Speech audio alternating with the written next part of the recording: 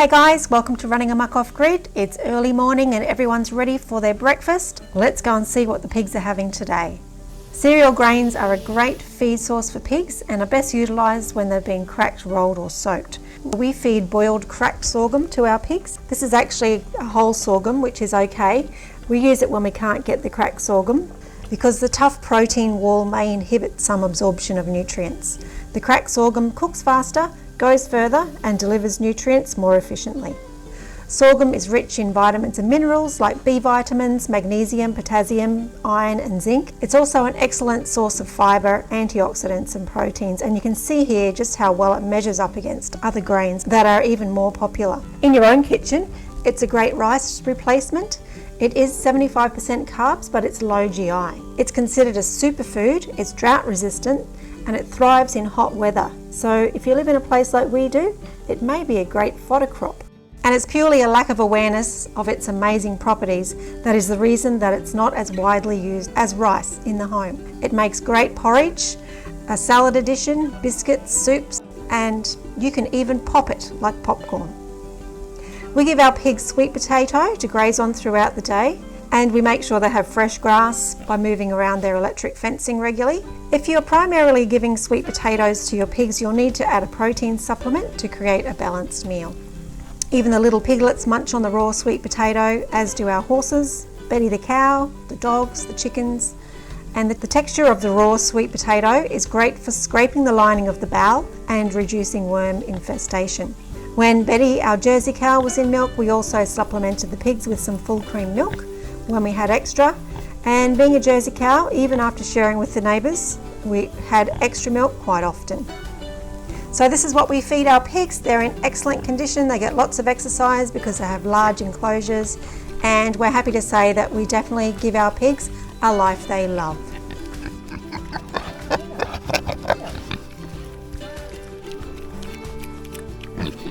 Pigs love water, so especially if it's hot, it's good husbandry to provide wallowing water as well as fresh drinking water in a separate container which they can't bathe in. We provide plastic tubs for those days when we can't spend the time pumping water to give them a good mud bath, and they use these plastic tubs several times a day. Piglets will require their own water within the first days after birth, especially in hotter climates like ours. So we've utilised an old baking tray and attached it under the trough here to stop it being knocked over. Pigs are really intelligent, inquisitive and playful characters, and this can be satisfied by ensuring that you just keep more than one pig. And if you really love your pigs, you can involve them in a game of ball. I'm not nuts, this is really just me trying to get fun shots of the piglets for my children's books.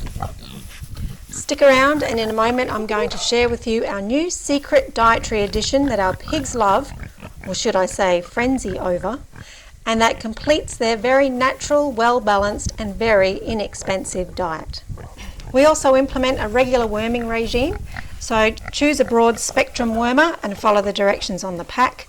We add ours to the food using the combined weight of the whole drove, and they just eat their regular portion according to the weight, so it's super easy.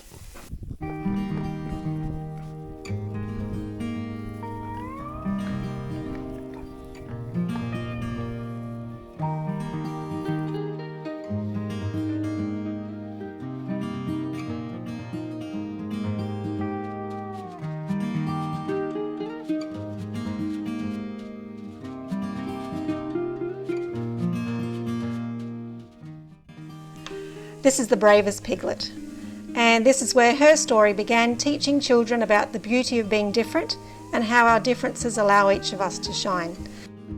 The Bravest Piglet and our other Animal Tales picture books for children aged baby to 10 years old are available at runningamukoffgrid.com and Amazon. The books also have a read-along video for children at Animal Tales with Cole on YouTube. Be sure to check them out.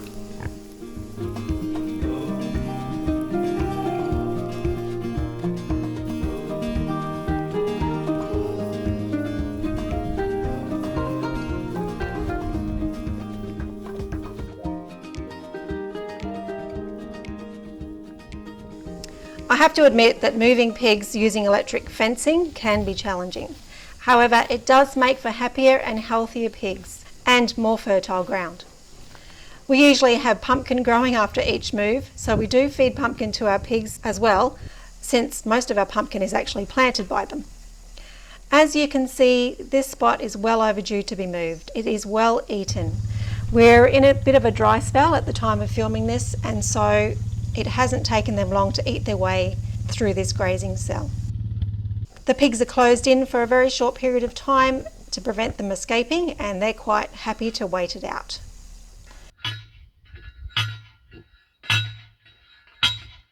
We provide strong and cool, shady housing, which of course is a basic need for any animal. What do we got? Rob is checking here the voltage to ensure a nice little zap should anyone attempt to test the boundaries. Oh, sneaky big sister's muzzled in for a feed from mum. Free again, and you'll notice how they are hesitant to cross over the previous fence line. Electric fencing is mostly psychological, so it takes a bit for them to work up the courage to cross over onto the new grass. And there's their new grassy home. Their house was left in place this time and the fencing just moved over, and this was one of our easier moves. If you've been watching us for a while, you'll know the usual shenanigans we go through while moving our pigs around.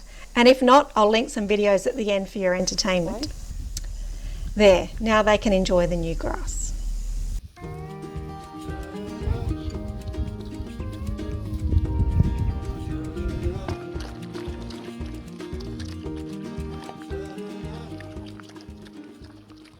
If you're keeping up with us, you'll know that Kevin Bacon is now living in a huge area down by the creek, and today he's getting his old home back. And I know he'll be very happy with that.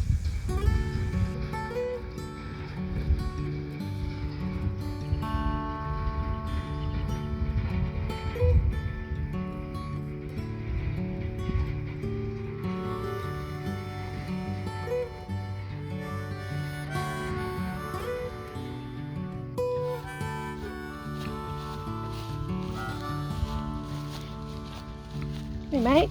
Through all the snow in these northern skies, and all them crows with their You found your home, mate. cries, the lost lows and the grand soaring highs, I'll be kind to you the rest of my days. Through all them shadowy barbed wire streets, And everyone is happy again on the farm. their parliamentary seat. And before you know it, it's feed time again. Rob's making sure Eve gets the lion's share with all those piglets to feed, and especially with that cheeky big sister we sprung today sneaking back in for an extra feed. Gertie.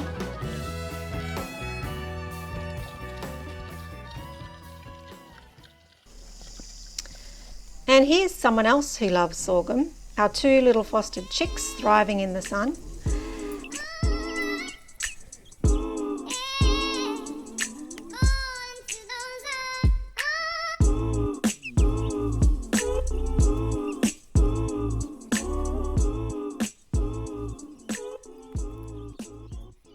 And we can't forget the meat birds and guinea fowl keats being raised for the freezer. They all enjoy the cooked sorghum as well as a sneaky serve of meat. After doing our research into swine fever and other problem diseases in pigs, we feel perfectly safe and are glad to be able to offer them a complete diet, as close to their natural diet as possible. So we now also feed a portion of chicken meat to our pigs each day. We purchase it clean from our local butcher as pet mince, and they absolutely love it. Do your own research, but we find it completely safe, and it gives the pigs a more balanced diet with protein and iron. Pigs are omnivorous, just like us, and they go crazy over the meat. For just $1 per kilo, we purchase the ground chicken carcass with still plenty of meat in there for our pigs and the dogs, and they just love it, and we love the price. Actually, the meat is about the same price as the sorghum. Ooh. The guinea fowls and chickens are also omnivorous and need this extra protein, so we need to make sure we're feeding our livestock what they would usually find for themselves in the wild to ensure we're caring for them in a way nature intended. Thanks for tuning in. We hope you enjoyed seeing how happy and healthy our pigs and other critters are, and we hope you picked up a thing or two to help you provide a cost-effective, well-balanced and nutritious feeding regime for your favourite animals. Bye for now.